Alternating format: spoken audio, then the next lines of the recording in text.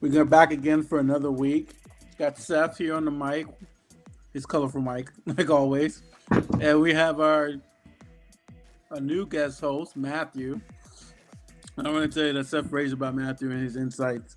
Um, and we live. If you notice on this show, we've have progressive. We have a lot of libertarians because of the common alley with a lot of the policies, and so Matthew is another one who's going to break down our current state of politics, giving how crazy it is. I don't know about you guys, but I honestly been ever since Trump got um, ever since his inauguration, every day has been breaking news. Yeah, every hour. Every hour has been breaking news. So we definitely got a lot to talk about because of that. And so, without further ado, how you doing, Seth? I'm doing good, Jesse. We might have a little bit of lag between I don't know, between this conversation, so it might be a little bit of a delay. I'm warning you guys ahead of time, but we're just gonna soldier through it, and it's gonna be a great stream. So it's been a good week for me, though. I'm just excited to have this conversation. It's been a minute since we talked about politics in depth, you know. Yeah. So Matthew. With that being said, So tell us more about yourself. Tell us how you got started in the politics, what eventually got you moving to the libertarian route. Um, just let us know, like, how did it all start?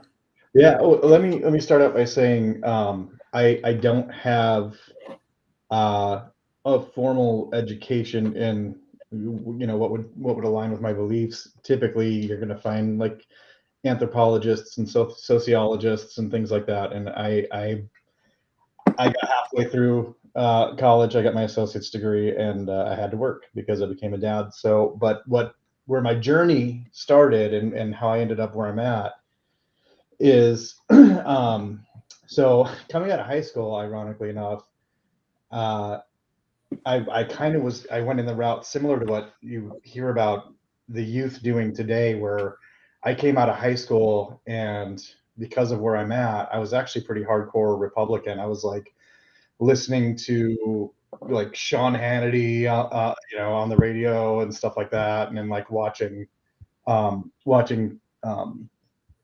lot of right wing politics because I was young. It was free, you know, uh, Yeah. and it was everywhere, especially where I'm at. And so um, I kind of just went through that, and shortly after that, 9/11 happened, and um, you know, galvanized the country in a way that I haven't seen since, where it just kind of felt like everyone was on the same page. 20 years later, in hindsight, you're looking at media propaganda and things like that. But um, at the time, it just kind of felt like the entire country was united. And then we went to war with Iraq, and that was a bit of a head scratcher. And then I kind of stuck with the Republican Party up until I don't know. I was watching. I started to question it probably in like '06. So I was with it up until then, but I was still kind of riding with them. But the minute that John McCain selected Sarah Palin as his running mate, I cut. I was like, I can't support this anymore. Like, Yeah. I was already kind of on the fence. I started watching guys like Bill Maher and things like that, and I was kind of on the fence. And Yeah. and I jumped ship and I went the other way. I voted for Barack Obama twice, and then eventually when Trump was inaugurated. Now, in my youth, I grew up listening to Trump. Like he'd show up on Howard Stern, or Yeah. he'd show up on different places, and you knew who he was. Like anyone our age that grew up in with the media atmosphere that we had, you knew who Donald Trump was, and you knew he was not a good person. Yeah. And watching people get sycophantic about him really pushed me left. I mean, Obama again, kind of the benefit of hindsight. When you look at what was passed as far as that the Obamacare that passed, and it should have been universal health care. They should have pushed harder for that, and um, you can see the patterns now of Democrats not fighting for anything really, because they're just bowing to Trump right now. But it even was taking place back then. But so at that point, when Trump started blowing up, and all the propaganda, all the Russian state propaganda was out on Facebook, and it was just everywhere. And there was a massive divide, and I'm literally the only person in my family that is left at all. Like my family is all pretty far right, varying degrees of right. And so they kind of bought it, and I went the other way. I went the other direction, and I started listening to people like, if you remember, Hassan Piker was doing the breakdown, and that would be out on Facebook and stuff like that. So I started listening to Hassan, and then eventually kind of went down that pipeline. I was watching Rising and things like that, and eventually it kind of helped start to shape my my political beliefs. It was stuff I already believed, but it was people that I could relate to that believed in it as well, and that were talking the talk and walking the walk. So from there, I just started reading Dark Money, Tyranny of the Minority. I just tried to get as deep into it and as much information as I could about it, and eventually listening to I don't know, Noam Chomsky and things like that, and it kind of just put me in this position that I'm at now. To backtrack a little bit more, I just skipped over a part. Another thing that really kind of set me off in the direction that I'm in now is living through the 08, 09 economic collapse. Really, Yeah. I was young. I was in my early 20s, lost my house, lost my cars. It eventually, led to divorce. And just watching banks and hedge fund people get bailed out while millions of people lost their homes. And I mean, and it was horrible. And it wasn't only that. At the time, I was working in construction, and when I think it was in September when the economy, or when the stock market, which is what America views as the economy, sadly, like it had like 3 days in a row where it just dropped like 800 points or 1,000 points or something like that. And the company that I was working for, I was a manager, and they walked around, they said, you need to cut the staff in half. And that day I had to walk around and I think we fired 32 people, me and another manager. And it was horrible. I mean, grown men crying, I've got kids, I've got family, and and you just, it's so hard. It was the hardest thing I've ever done in my life up to this point. And I think that really kind of also helped cement the way that I view how I would like the world to be, essentially. Realizing how much, or how little rather, power we actually have over our lives. These bubbles, these market bubbles, they just keep cropping up and popping, and then the only people that suffer are the working class people and poor people and things like that. And millionaires and billionaires continue to get bailed out. I mean, I read Too Big to Fail, and if you know what they did behind the scenes to bail out all those banks and to just let people lose their homes, it's hard to not wonder what would have happened if they would have just bailed out the homeowners. The banks would have gotten their money anyway. You funnel that money into the homeowners, the people that were losing their homes, and you say, hey, we're going to backstop you guys, pay your mortgage. The banks get paid, people save their homes, and you don't have the housing crisis that exists today. So that's pretty much how I ended up where I'm at. I mean, it seems like a long journey. I mean, but it seems like a journey that it's a very inspiring journey, because the reality, it seems like your ideology is really shaped on your experiences. Yeah. It's not read. A lot of people, their ideologies are pretty read out to them, and and it's really great when you actually get your ideology rooted in experience, because then you're more steadfast. You know. Yeah, I agree. So I definitely that's awesome, man. I mean, you said something about the OA crisis that it's kind of what our main topic today is about. I'm gonna say it the Southern way, which is oligarchy, but I've learned today that there's a Northern way of saying that word. It's oligarchy. So Oligarchy. oligarchy, yes, Somewhere in the middle. Oligarchy. oligarchy. Okay, yes. So that's the Northern way of saying it. I can very, very minor Yeah. differences. But yeah, I think you raised some really good points and critiques of the system. I mean, your path is very similar to mine. I mean, I started off with very conservative, far right family, and many of them still are. And I found myself down a libertarian pipeline because I'm like, wait a minute, I'm starting to think that these guys don't really care about freedom, even though they are talking about it. So I mean, I made it very serious, and I became like an anarcho-capitalist, and I was as serious about it as possible. Then I graduated high school and went to college, and you learn a little certain ramifications of completely unregulated policies. And you can, and then if you really are consistent, like valuing freedom, it does not lead you in a rightward direction. And we've done it, we've tried it, we failed, and almost every major economic failure is a product of unregulated profit socialism. And I mean, that's how we're pretty similar ideologically at the same place. It's like I consider myself left libertarian. I economically between social democracy, liberal socialism.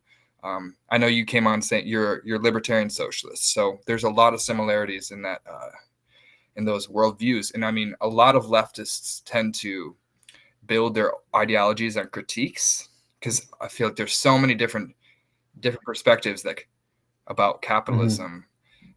What would you see as like solutions to these problems from your perspective? That's something I would be interested to hear. Well, I think that we've got to have we've got to democratize the workplace at bare minimum. Yeah. At the very least, I think that the power within the workplace needs to come from the ground up. We need to we need less tyranny, I guess, is the best way to say it. So strengthening the workforce through worker co-ops and things like that.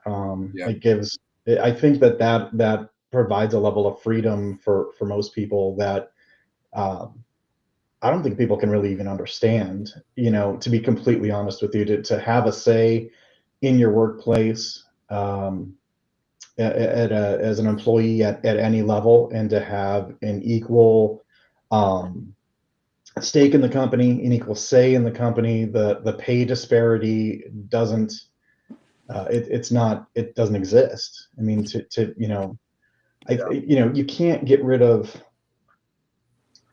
pay tiers. You can't have everyone paid the same, obviously. That's not realistic. Yeah. But to have it much closer, and to give people a voice to care about what they do, and to have everyone to pitch in to do the things that people don't want to do, I think that's the first thing that we could do is democratizing the workplace. Yeah. So I guess my question. I agree. Oh, go ahead, Jesse. Ask your question. Sorry. No, sorry, guys. We're working on a delay. Before you go into your second sub area, I really wanted to know, because you said something, Matthew, about doing, and Seth also mentioned this too, developing co-ops, co-op workplaces. Now, for our viewers, what is the difference between a co-op workplace and a unionized workplace? So the unionized workplace, the hierarchy still exists.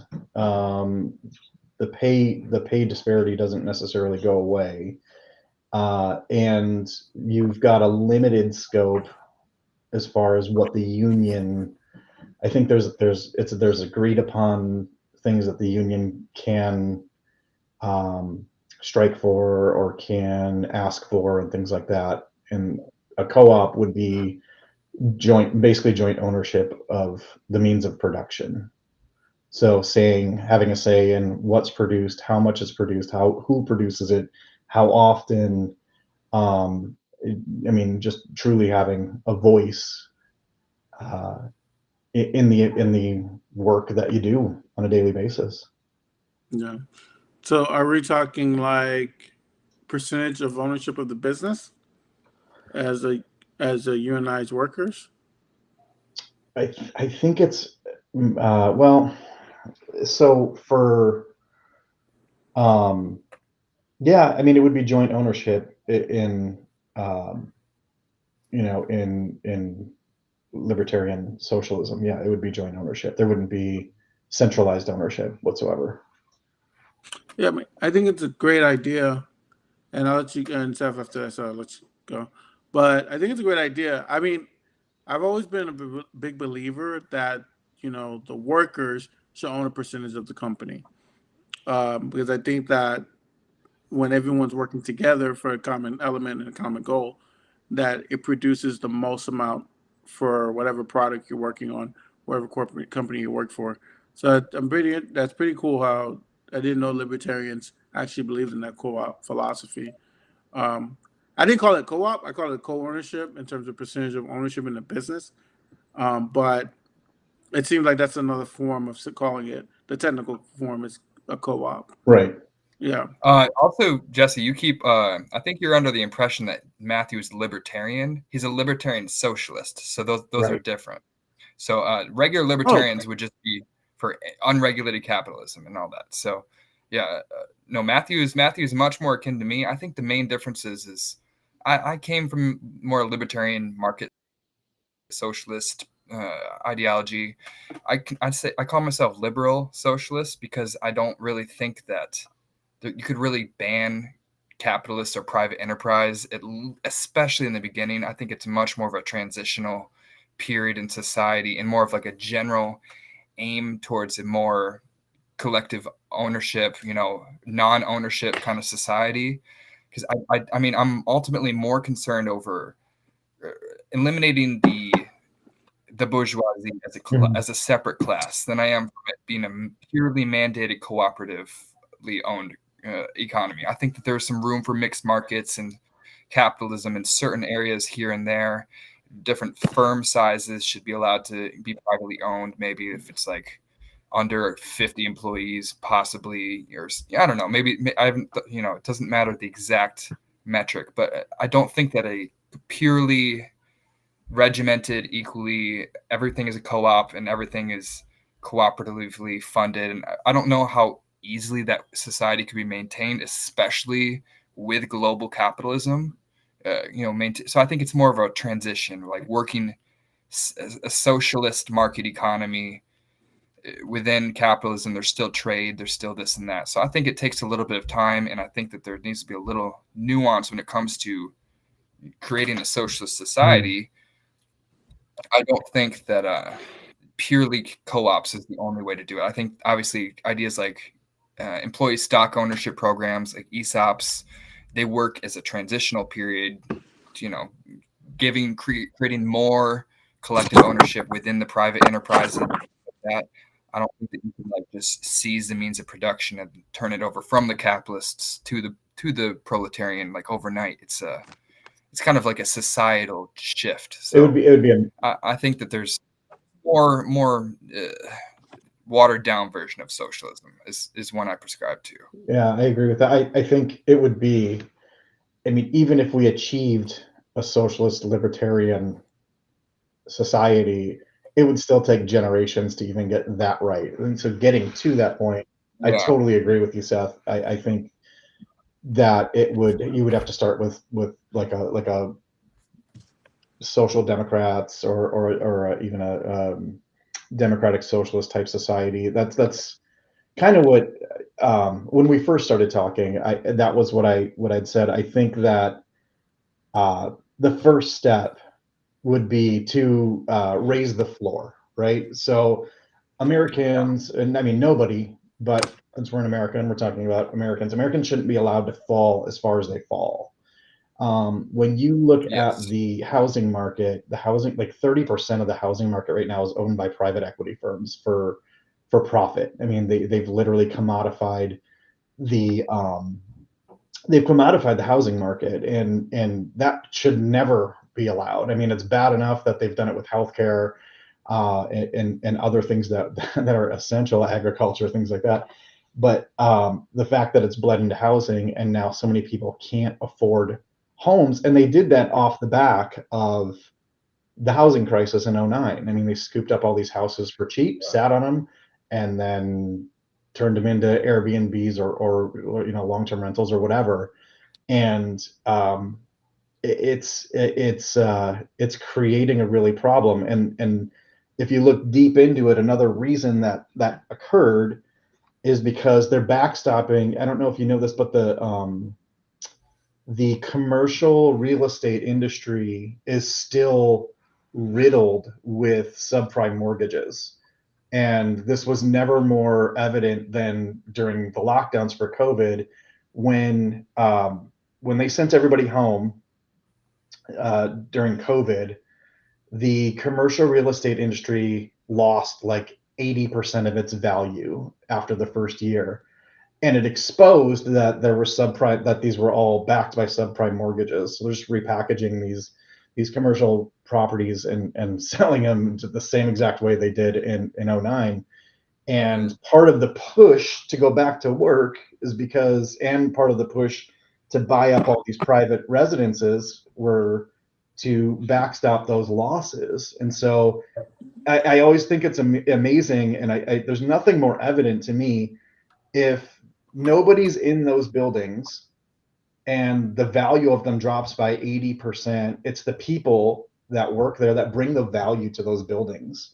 Yeah. And I think that there's no stronger case to close the income the income gap between us and the top if we're the ones bringing the value. But I just don't, collectively as a people, we don't know how much power we actually have.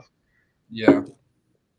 And that is it's always been the, repetitive aspect of history is the people in power already hold all the power, and that's why they maintain the power. There might be more of us, but we don't have the power to even change the Right. power. And that's something that's as good of a transition to the term oligarchy as I've ever heard. Like we exist and have always existed under an oligarchy. This is not a democracy. It might be a democratic oligarchy. Like there's some form of representation, but it's still ultimately controlled by the entire donor class. They're the ones that make all the legislative decisions. They're the ones that fund the people to get into Congress. And I don't know how you get around that without completely changing the way that we finance elections. Well, I think so. I mean, that's kind of directly led to where we are right now. I think it's financing the our elections, campaign refinancing reform. But I think basically it's more awareness. I mean, we still don't have awareness as people think we do. We have an awareness when it comes to national politics. Like everyone has an opinion on Trump, or everyone has an opinion on Kamala Harris, because these guys they're pretty much celebrities when you get to that level. But when you're asking someone, Joe Smo, who's your congressman in your district, I would say 80% of America can't even name their congressman in their own entire district. Yeah. And that's really the problem. It's just we've created a system where essentially you don't need to know who's in power because people have turned off the light in a sense where they're just like, look, I just go to work, I make my money, I don't really care what's happening. As long as it's working. Yeah. The only time people ever get involved. But that's go ahead. I'm saying that's a product of a wage system. Is under a market socialist system, you would own the partial shares of the company that you work at. So if your company does well, then you do well. If your company does poorly, then you do poorly, which would give people a lot more reason to care about the industry that they're working in and to care about their jobs. And under our current system, it's like a market socialist system would fix or at least deliver all the problems, or all of the promises that a capitalist system promises, like real competition, stuff like that, like meritocracy. Under our system, it's just like you are born with money, you use that money to buy power, you use that power to maintain money and power, and then you control everybody who's born without power. And they're just sort of defeated for the rest of their life, living under a system, a wage system, working a job, not working a career that or anything that interests them. They're literally just doing it for survival reasons. And I don't think that like life and death is the only motivator to get people to work. Yeah.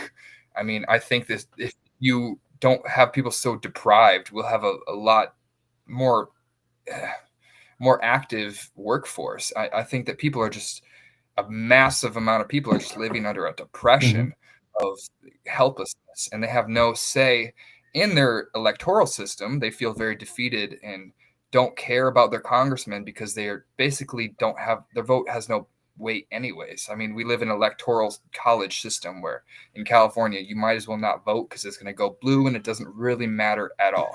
So care about national politics, any of these politics, when their own input doesn't matter. And then how do you expect them to think that their input should matter in a democracy when they go to a job that's controlled entirely from the top down? The managerial class is supposed to represent them and protect their interests, when really they're only interested in their own self-preservation, which is to kiss ass to the shareholders and give the people investments who invest in the companies everything they want, while the workers get screwed over every time. That's the dialectical materialist conundrum, is the needs of the worker will always be pitted against the needs of the shareholder. There's anytime the shareholder wants to make money, that needs either the consumer needs to get fucked or the workers, and there's no way around that. And the other way around is in order for the workers to get what they deserve, the shareholders need to just step back a little bit and not be the ones winning and profiting every single chance they can. So I think that it's an inherent problem in the system that isn't inherent to markets. It isn't inherent to competition. It's inherent to a system that values privilege and values wealth and power above basic human dignity, basic common sense, things that make more sense for the rest of society instead of just the people that are benefiting from dysfunction. Well, and we favor capital over actual productivity too. You know, for example, Yes. In 2021, Tesla's market cap was bigger than the next 10 major car manufacturers combined. I mean, we're talking like BMW and Honda and Toyota, like and they produced like 930,000 cars that year, when Toyota alone produced like 10 million worldwide. I'm talking worldwide numbers. Yeah. And Tesla was 10 times higher, 10 times more valuable than Toyota was, just because of its stock price, because of the recognition of Elon Musk.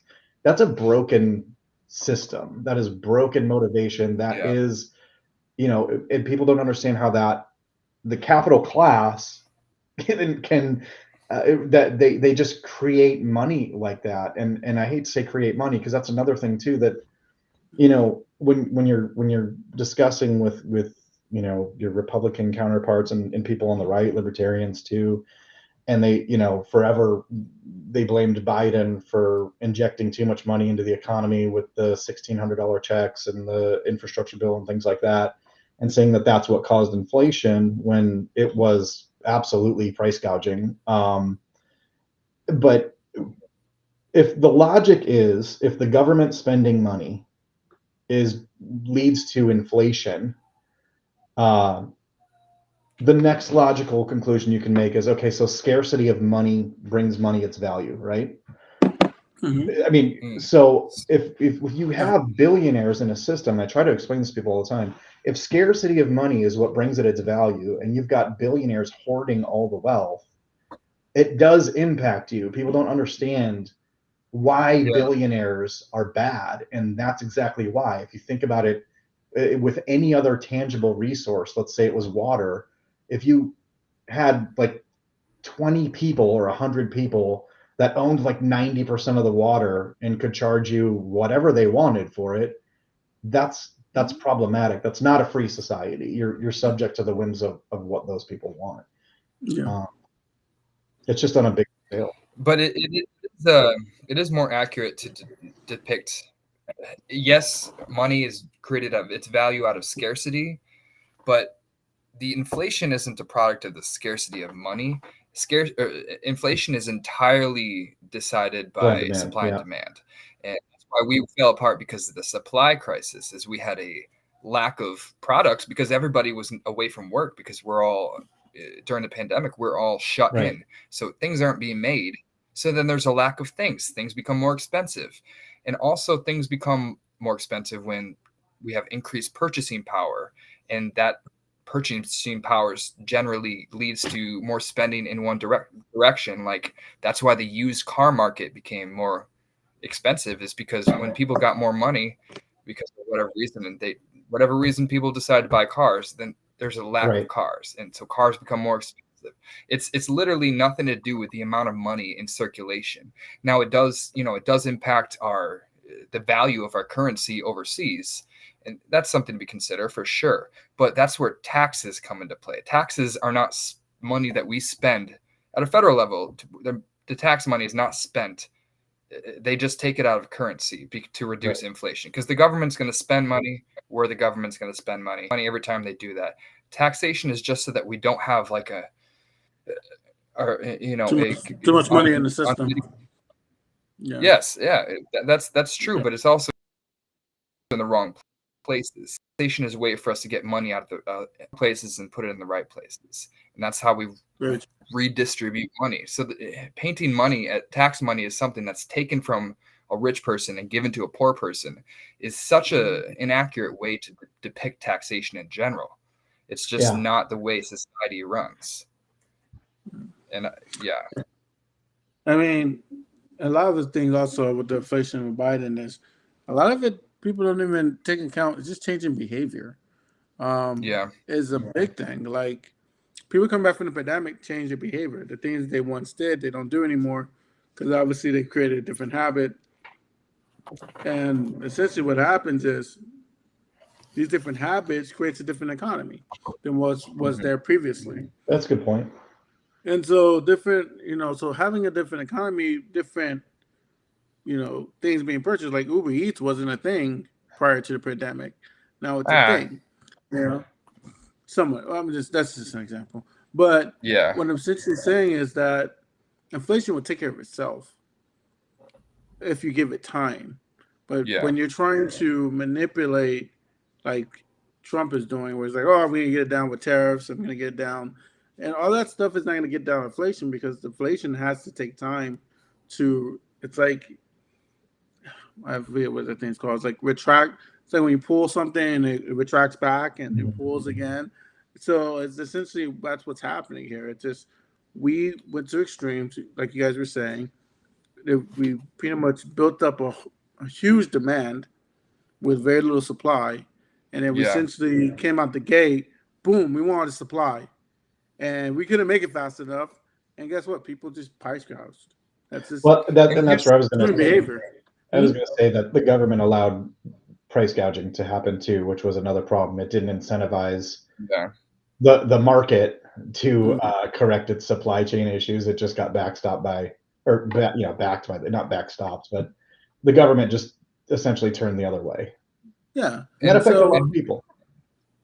Yeah, and another point is, I don't know that it's an accurate.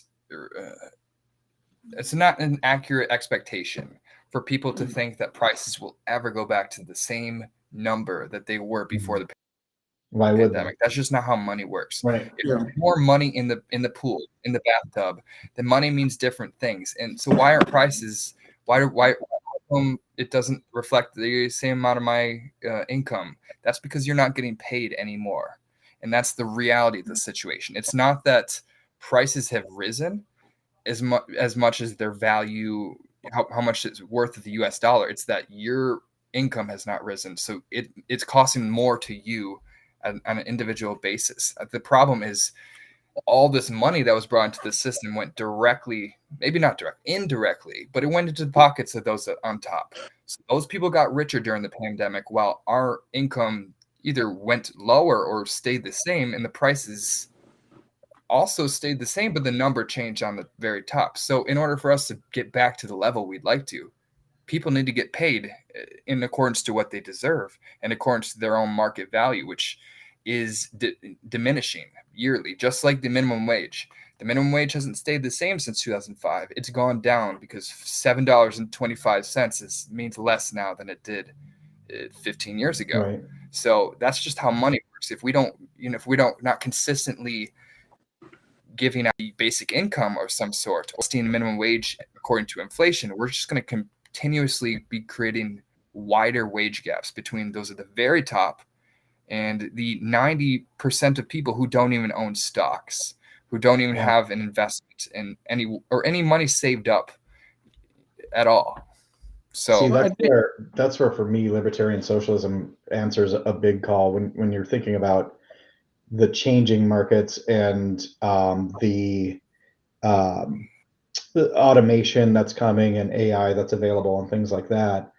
To decentralize power, to not have to rely on a government for a monthly check or something like that, and to for workers to be able to negotiate and set their own wages within their own, let's just say a co-worker co-op or something similar. I think switching to that type of system makes far more sense, particularly for where we're at this specific time in history where you know, self-driving cars are here. You know, Waymo is driving around. So the AI is here. Seth, you and Jesse, I apologize. I don't know what you do. I think. Anyway, I worked with it. I don't know what to say, what not to say. So, I do IT work, and I'm constantly worried about whether or not, I'm going to be automated out of a job, at some point. At some point, there could be a machine that does what I do, or does at least a significant portion of what I do. I still work with people, so there's that. But at some point, either like a UBI to keep this system going is needed, or value is going to have to come out of actually the labor and the production of things we do, and we have to change the way that we view production. So if you've got a worker co-op, for example, part of your time is spent producing whatever it is. Let's say one example that's pretty popular is a cab company that's a worker co-op. So at a certain portion of the time, they go out and they drive cabs and they generate money as cab drivers. But another portion of their time is spent on the governance of the company. So you're not just a cab driver. You've got that ownership stake in it to where you're making decisions about the company, the ins and outs, the daily grind. What routes are we going to take? Do we need another car? How much do we want to generate? Just own that ownership stake in the company. And I feel like that is just a reasonable and logical next step. Because if nothing is done and they automate away millions of jobs that will never come back, and they continue to find ways to automate out jobs, it's going to be a problem. Yeah, and that's what I'm saying. Changing behaviors matter, and we have to study this, because one of the things that I realized is that when the pandemic came, big technological changes from Zoom, like most lawyers. And there it goes. That's what I do outside of here, Matthew. Okay. I didn't know if I should say it or not. Most lawyers, they used to drive from courthouse to courthouse to courthouse to courthouse, right? So if I had a 15-minute motion calendar, I would have to go to Miami. If I have to go to an hour calendar in, Fort Lauderdale, I have to drive there. Now we have Zoom. So lawyers don't even leave their house or their office from hearing to hearing in different counties. So that has changed completely the money supply. And I'm just one lawyer. Because you can pay IT, more people, so you can generate more income, kind of thing. I can generate more income. Yeah. Right. And so it changes the money supply. And what ended up happening is I think that our economy is in this reflection point where it's like, okay, well, the things that were pre-pandemic that were there are no longer there, right? And now we have this AI coming in.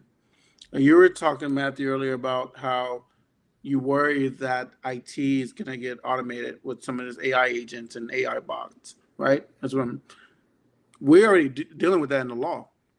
Like we have this software that I can tell it, hey, write this, write that, write this, write that, and then give me and make it finalized so I can send to a judge so I can read it, and it can do it. That job was traditionally a paralegal who did that, Yeah. or a legal secretary. So their jobs are becoming, they're like almost halfway out the door, and then now it's just becoming a lawyer and a secretary. And then you see that the wage gap. There used to be someone in that middle, like secretary, paralegal, lawyer, right? Right. Now that paralegal's gone. So now you just have a secretary you talk to, and you have a lawyer. And so, like you guys were saying, something like UBI, if you want to keep the same economic system, it's going to have to be in place because once you start taking away the middle jobs, which most jobs are middle, even lawyers, I'm a middleman, separating two people. But most of these middle jobs, what happens is we're going to start to become automated by computers. And that's going to change the reflection point of the economy. And that's going to keep prices higher. Mm-hmm. The reality is there's nothing that anybody can promise you from a presidential standpoint that he can change that, because that's just our system was designed to work in a way and our technology is changing it. Mm-hmm. So now what are we doing to redesign the system? Right. And I think that goes to the overarching theme of progressives and conservatives. It's like we want to keep things the same. Well, that's not working because in Michigan, when all those jobs left in the 90s and the 80s, we're still promising those people those jobs, and that was just basic automation of machines. Yeah. Now we have AI, and now you're still promising these same manufacturing jobs to people in Michigan. Right. And instead of trying to change the system, we keep making promises that we're going to go back. Well, conservatives make the promises. We're just go back to the old way, and the old way doesn't exist. Because if I'm a business owner, and you tell me, and this is me taking off the law hat, but putting on my law firm hat, me being a business owner, you're telling me I can use a computer, don't pay my paralegal however much she makes, and then this computer, which is like $500, whatever the program it costs, I just type it in, it does what she does. As a business, I'm going to do that. Right. So that's natural. That's human nature to save money. Yeah. And it also raises another point about like top-down decision making. Is like at the end of the day, decisions are made by the person who has the most to gain on behalf of those who have like everything to lose. And I think that's where oligarchy is directly correlated with just like authoritarianism, straight up. And the capitalist system is an inherently authoritarian system. Like even not only from a governmental perspective, but from like every single workplace is decided by these different hierarchies, all suck more power than them just to, maintain your own job and position. And at the end of the day, it's the people at the bottom are getting shafted for no reason at all. And it's only because they are without power. Mm. And power is privilege. Power is status and freedom. It's a determinant of how much freedom you have over your own life, personal self-agency. My question then, Seth, is this: if they have the power, right, that you're saying, how does that stop technology from coming in and wiping out their lives? Because even if they had the ability to vote, right, how can they make a decision? Because most workers don't have the capital to start a business. Most workers, right? We're asking, like, we want to make you a decision maker which is you're very important to be a decision maker if you're going to work for a corporation. But at the same time, how do we take you, the individual, over the needs of the business? If the business states that automation is cheaper, faster, it gives more profit to the business, how can we convince the worker that's in their best interest to give up their job for the corporation? They're never going to do that. The reality is they're going to find a way to keep their job. You see this? You see what I'm talking about? The problem? Yeah, that's no, I know what you mean. How like there's getting rid of capitalism doesn't get rid of the inherent like greed of the individual, but there's different. At the very worst, there's different aspects that would be like sanded off. You know, like for example, it takes away like incentives and like big oil corporations. If in a socialist society, it's not like the co-op that's in charge of energy wouldn't also care about their own personal profits. Like, of course, they would have reasons to, incentivize polluting or whatever for their own dollar if they're all greedy. But it does include more people in the decision-making process, and it would be less likely to be so destructive if there's more people. The transparency of like they're voting directly on something with the consequences instead of a system where like the capitalists are manipulating the media, right, and they're being dishonest to you about the ramifications of what they're doing so that you don't even know what you're voting on. Like they've completely manipulated all of media and completely created misinformation and miseducation, that we have a society that doesn't even know what's in their best interest. So yes, there's not going to fix every problem in society, but like the most catastrophic decisions that are made by those at the very top would not be able to be made because they have to be inclusive of everybody and the people who have to deal with the consequences. So the people, there's still going to be problems in the system. There's still going to be greed. There's still going to be people taken advantage of, but it would be, you'd have to have the inclusion of an entire company to take advantage of somebody instead of just like 5 people in a smoke-filled room. You know what I mean? So there's nothing to fix all, but it would at least get rid of the worst externalities of that system. Yeah. And co-ops too, functioning ones right now, they have to work with other co-ops or councils or things like that. So you've got a decentralized power structure where you've got co-ops that rely on one another and they share common goals and they have to work together.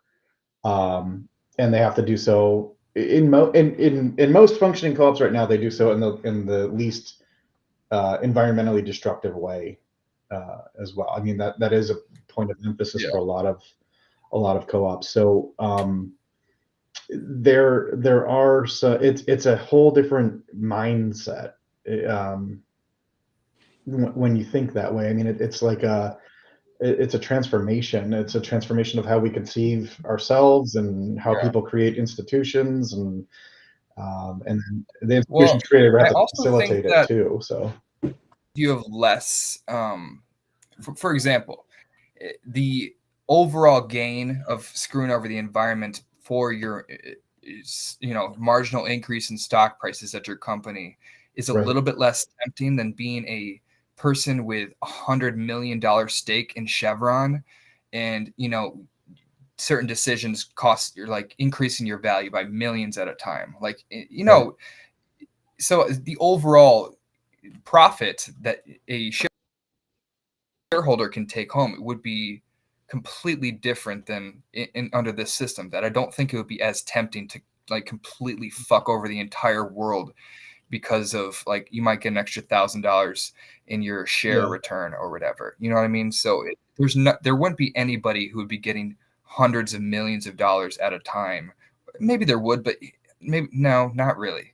Like I'm sure there would still be NBA players that would get $100 million contracts or whatever. But like at the end of the day, there's not going to be billionaires that become billionaires overnight because of selling an entire company and the rights and the intellectual property rights of this and that and the employment contracts of thousands of workers. Like that's something that we could talk about completely separate from the economic ramifications of certain policies that capitalists do that are self-destructive. There's also just the straight up the deontological value of freedom. You have no say over your life because somebody has control over you 8 hours a day, and you have to do whatever you say. Job, you lose your insurance, and you can lose the chance of, or you could risk the chance of becoming homeless or, going into debt. The amount of families who are living paycheck to paycheck, the amount of families that don't have $500 saved up in an emergency, just keeps them in a sort of wage slave system where they have no say or any way to push back against the corporations, especially in the United States where there is no unionization protection either. Not only do you not have a democratic say, but you can literally get pushed out for asking for more money or for asking for this and that.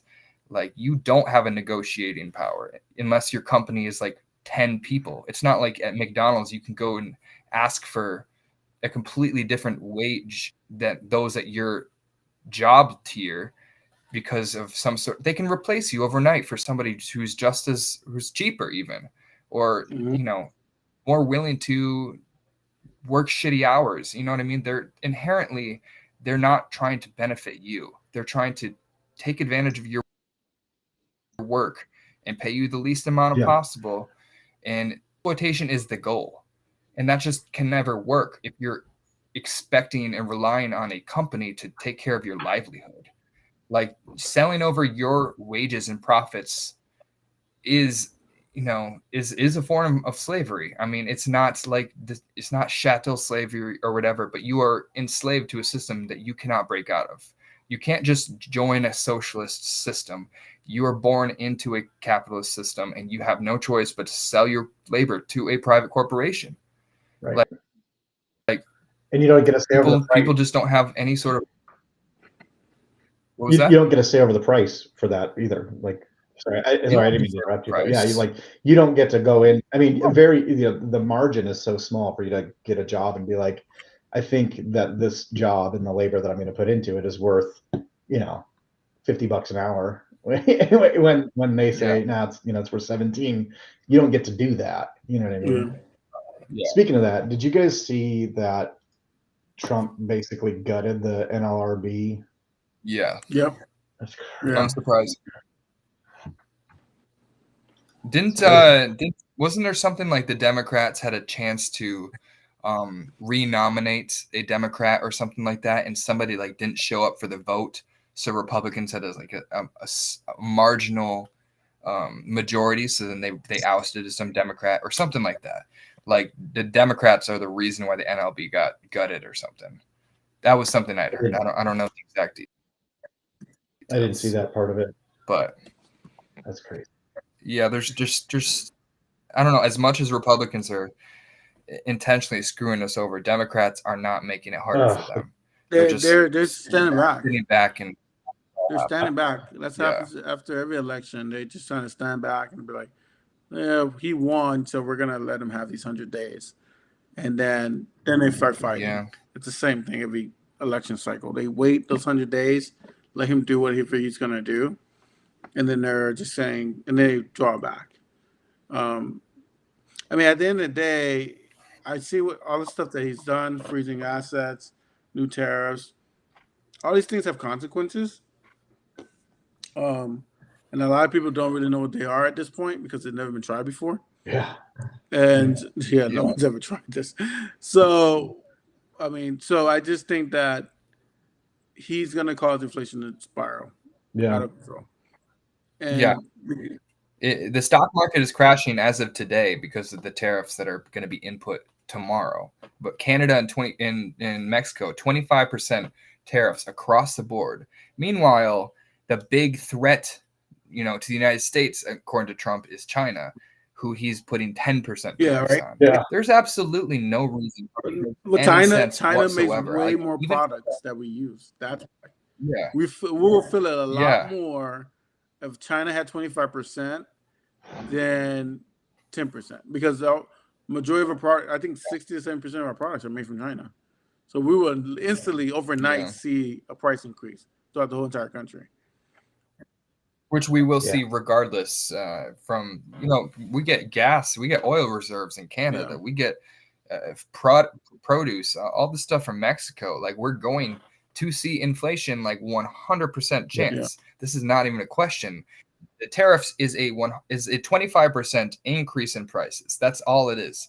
You're increasing the prices of your product by this much percentage. So I don't know how people expect us to lower prices, because not only is he increasing the prices of what it costs you to buy stuff and companies to buy stuff from other countries, but now these countries are going to retaliate and they're going to stop buying stuff from us.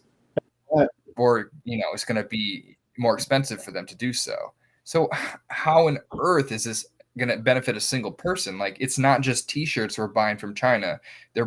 Companies are buying steel, and they're buying, things they use to create buildings and to create technology. All this stuff is going to become everything will become more expensive downstream from these decisions. And Americans are not going to forget this. Implement tariff again after 4 years, but maybe you just get out of the system. But that's riding on the hope that Americans will be educated to even know what caused this, which is what fears me. Is overall Trump's attack on the First Amendment. He's literally deporting people who have like led pro-Gaza or he's saying pro-Hamas rallies. He deported some like Chinese. There's some like lady that goes to UCLA who she led these protests, and she was like she was on like a visa studying. She's from China. She just got that. She has to get deported now just because she is a part of like the you know what I mean? Like, the free First Amendment is out the window. He's just deporting people he doesn't like and disagrees with him. So how are we ever supposed to create a viable opposition when like there's an intentional attack on the First Amendment and on the constitutional liberties of like everybody? I mean, I don't want to get thrown in jail. Like, I don't know how people are expected to stand against Trump when they've never faced this kind of authoritarian ever. We haven't, but I mean, the courts they're working their way through the courts. I mean, a lot of that stuff, it's already been struck down. Like, a lot of his executive orders got struck down because they violated the First Amendment. So it's just a matter of letting the courts, because the Constitution is always going to trump it. And I don't care how many justices he puts in the Supreme Court. They're all conservative. I don't know. They're all conservatives, so they. But that only works if there's consequences. You know what I mean? Like, he knows what he's doing. Yeah. He knows what he's doing. He knows it's going to get held up in court, and while it's held up in court, he does more and more damage. And then he's going to continue to do what he wants to do, regardless of what the court says. And then what do we do? What are the consequences? Because it's like there has to be consequences, or none of this matters. Well, he's effectively a king. Let's just be honest. Yeah, that's what he is. I mean, the Republicans are not gonna follow a line. Those Republicans that have been elected are all spineless. All of them are just gonna say, Trump wants this, then let's get it done. So they're all spineless. Look at in Florida, we just passed a bill. Our governor put a bill, which was stupid, but he did anyway. He tried to put a bill, a super conservative bill on there. The Republicans in his own party, because I don't know if you guys know this, but our Florida, 90% of the legislature is Republican. Mm-hmm. So the Republican there, what they said was like, we're not going to take the governor's bill. Matter of fact, we're not even going to listen to the governor. We don't care what you say. Whatever Trump says, this is what this state is doing. so he has his bill. So we kicked out the governor's bill, and we introduced we call it the Trump bill, and then we passed the Trump immigration reform in Florida.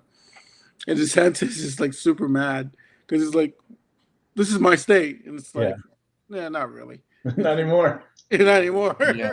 And so, well, we're laughing, but it's true though. He's becoming a king. Yeah. And the great thing about being king is all your mistakes. Guess what happens? You own every single one of them. And I always tell people, it's like, yeah, it's bad right now, but I guarantee you, if Trump keeps doing what he's doing, he's guaranteed Democrats power for the next 20, 30 years. Well, I was Yeah. actually going to ask you that. So let's say things keep going the way they are, because I'm genuinely torn, and I haven't asked many people this, but let's say things keep going the way they are, and you know that there's a cycle and a pattern of Democrats bailing out conservatives, right? So conservatives tank the economy, Democrat gets elected, they put it all back together for the most part, worse than it was before, but still back together. Something. Everyone collectively exhales, Republican gets elected, serves 1 or 2 terms, crashes the whole thing again, does whatever.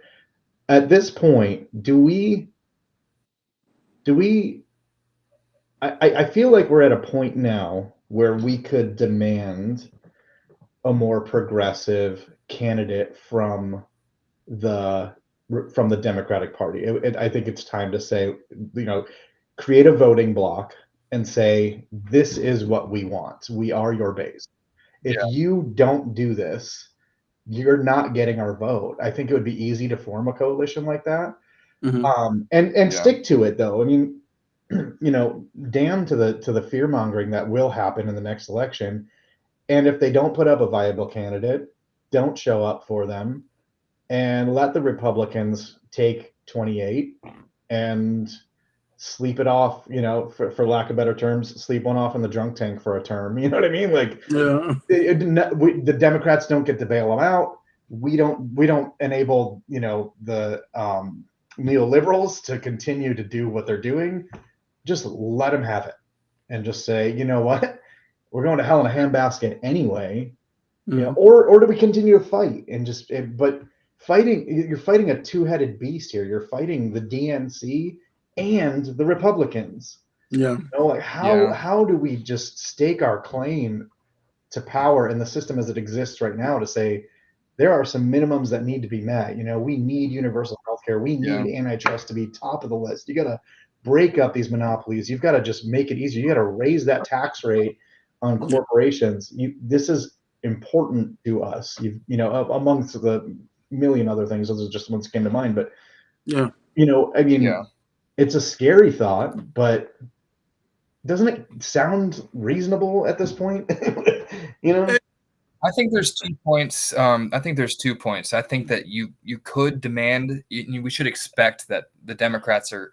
I don't know that progressive is necessarily the correct term, although I do think it would be more progressive. But I think it's populist that Americans are craving, and they don't really perceive populism as a left or right thing. They just sort of think that that's like, oh, anti-establishment, whatever. If a candidate is perceived as like anti-establishment, populist, but they are more left-wing, as long as they're presented as populist, they can get elected. If they're running to the left, if they're AOC or Bernie, I don't see them actually winning. Although, like, for example, I don't know how populist this candidate is. He comes across very populist, but he was that independent that ran in Nebraska that almost won. He was an independent, but and he called himself kind of libertarian, but he was pro guns. He was pro. Sorry, that was like the right wing one. He's pro. He's pro like crackdown on illegal immigration, but then the rest of it was like pro $15 minimum wage, pro legalization of marijuana, pro gay marriage, pro this and that, pro all the things that Americans actually want and across the board support. I think that we can win that coalition pretty easily if we don't. We don't have to project ourselves as super left wing. That doesn't also mean that we need to do the Kamala strategy and be like, I've got a Glock, and immigration. We don't need to pander to the right in order to win. We just need to, not push ourselves and present ourselves as super left wing while creating this sort of policy solution that Americans are just desperate for. We don't need to push the boundaries too much. We don't need to say we need Medicare for all. As Americans just want universal health care. Doesn't mean we can't give them Medicare for all while fighting for that, but we don't need to run on the most progressive left-wing policy to get all Americans on board with. Once we're in office, we can do it. Right. You know what I mean? We can create any sort of system, just like we're seeing Trump. You don't need to lie. You just don't need to tell them everything. You just need to tell them what they want to hear sometimes. And Americans didn't want to hear just the vague pro-democracy, anti-Trump stuff that Kamala ran on. They were waiting on solutions and stuff like that. But also, the second point is I don't think that we need to be thinking about, purity testing right now, in the sense that I don't think democracy to save in 8 years. Like, I don't know how much of this you guys have looked into, but I'm like personally like 80% sure that Trump stole the election now in 2024. With the 3.5. With the what? Yeah, the 3.5 million. 3.5 You million about votes. that. Yeah. I didn't hear about it. Voter suppression. There's ballots that are rejected because they couldn't read them, that are flagged as like there's some rule that if you can just like question a ballot's legitimacy, and they throw it out and send you a provisional ballot, and like half Is this of in a those blue state, or was this a blue state or a red state? This is in Georgia. The state of Georgia. Listen, in Georgia, Marjorie Taylor Greene staffer, one of her staffers reported like 900 Black and Latino names. Yeah. As have them thrown out. So all these votes get thrown out. They get sent to provisional ballot that may or may not get read or even counted the second time around. And there's like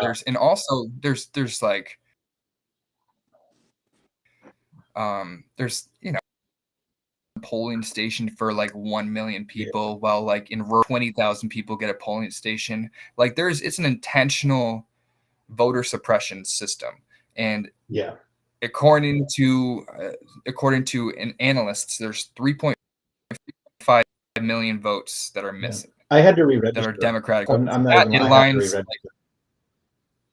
No, I mean, we should. I mean, this to my extent. I mean, I don't even know, even if it's a third of that, even if it's a portion of that, what extent does that change the entire landscape of the election in the swing states? Because obviously none of this stuff is happening in Nebraska, because it just does not matter. There and also there was the recording of Trump. I'm sure you've seen the same thing, Matthew, where he was like, "Oh, I went to Pennsylvania with Elon, and he did a lot of campaigning for me. That Elon, he's so smart. He knows everything about computers and about those voting systems. He knows everything he needs to know about them. And you know what? We won." He talked about the voting counting, like the machines. We mentioned the machines and how much Elon knows about them. Why would that impact anything when it comes to individuals voting? He obviously also, there was what was it called, Starlink, or is that a different thing? Starlink. Where the voting systems Elon Musk owns. Like, we're letting private individuals own the computers that count our votes. Like, I don't want to be an election denier, but if it tracks 100% with Republican, the way Republicans, their entire strategy is just projection. And I've said this many times. It's all projection. If I accuse them of doing it first, then they look stupid for accusing me of doing what I'm doing.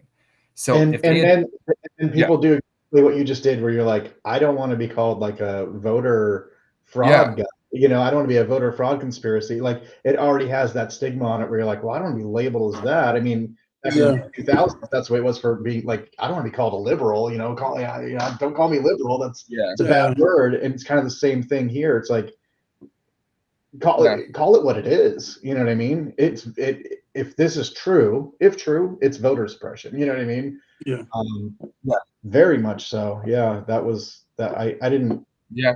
It's very conspiratorial, but like you said, they project so much of what they actually do onto their opposition. Like they'll point fingers and say you're doing it, and they're doing it right under your nose while they're accusing. Because they're just trying to, like you said, they're just trying to like push them away of being accused of what they are doing. So if you if it's the other people who are doing it, who are you going to believe, them or me?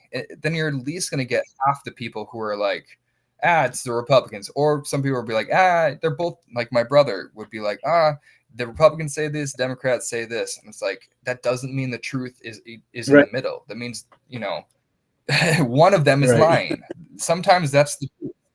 sometimes one of them is lying, and that's just the way it is. Not everything is perfectly in the middle between two people who have completely opposite opinions. Agree. Sometimes people just lie. That's have a history of just like we care more about the truth and about our own being humble and being meek and being always being like taking the high road, that they let Republicans create a completely different road altogether and like create shortcuts and completely upend the system while we're being good.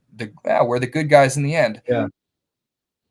Well, the end is our death. Yeah. So maybe we need to, stand up for ourselves a little bit.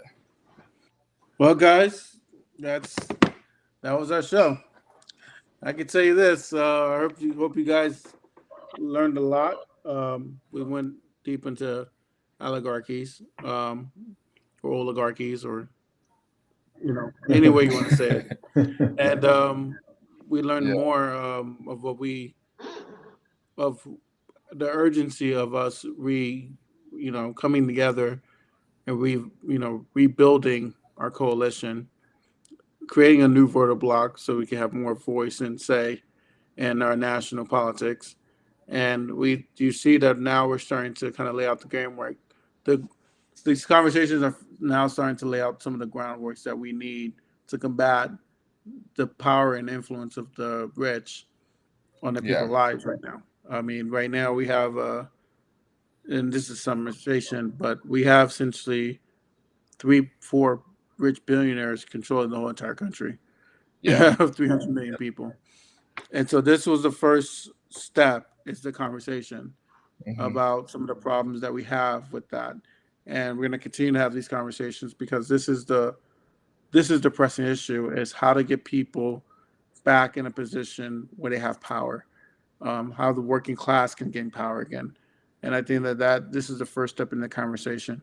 So we want to, so with that being said, Seth, you got any final words? I don't know. I think there's just so much more that could be said. We'll definitely have to have more conversations like this in the future. There's just, at the end of the day, information is the most important thing, and who controls information is also important. And we don't expect mainstream media to ever catch on to any of this. They're never going to report the truth. At this point, they're completely sold out to capital interests, and we just have to create our own information. We have to understand what's really happening in the world, because Trump is censoring shit. Like objectively speaking, we live in a different country than we did a couple months ago. Like, we don't have the same freedoms that we did, and we can't trust our government. And government is not, Democrats have always been the party of government, that whatever. That's not the case. We don't need to be the party of government, because this is what governments do, is they leverage rich and powerful people against the poor. And they take advantage of us inherently, and they're completely controlled by the rich. So unless we can take back the government and have it work in our own interests, we need to fight. We need to fight against the government. Yeah. We need to be the resistance. We need to, stand against authoritarianism, because it's not going to stop itself. It's just going to push right over us if we don't. And same again, we will never have the same freedoms that we once enjoyed. And so this is a very, very important thing. And we need to be taking this seriously. And politics is not a hobby.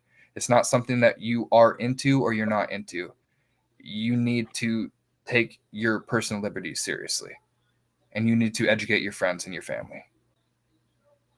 Yeah. And with that said, I'll let Matt have the final word. That was good. Yeah. Well, to build on that, before I say thank you and goodbye and everything, but to build on that too, get involved. You can join.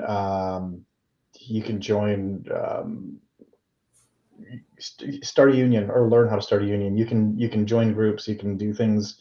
You can canvass. You can just get involved with things in your area, grassroots. You can start something. But it's important. One thing that we're lacking is organization and banding together. We absolutely could have power by numbers if we just got organized. And I can't advocate for that enough. I've done canvassing, I've done, just getting involved with local Democrat chapters or whatever, like just getting involved with groups. it goes a long way. It can make a big difference. It teaches you the ins and outs of politics as well. So becoming part of an organization and learning how to organize is critical in my mind. Yeah. So, but All thank right. you guys. Since Jesse's It was really good talking to you guys. Hopefully Yeah, Matthew. I appreciate Matthew, it. before we let you go, do you have a Twitter handle so we can I follow deleted you? Twitter, but I'm on Or Blue Sky. Yeah. Blue Sky, yes. I'm sorry. Yeah, Blue Sky. I abandoned Twitter, but I do have Blue Sky. It's Blue Sky at Legendary, 2 E's at the end instead of a Y, at Legendary, Blue Sky. Blue Sky. And I'll right, post his link in the bio of the video too. So Yeah, make sure everybody follows you and gets in touch with you on Blue Sky. Gives you the support you need to. Yeah, I appreciate that. Awesome, guys. Well, it was a pleasure once again for another week, and I hope you imagine more next week as we bring another episode of Imagine More.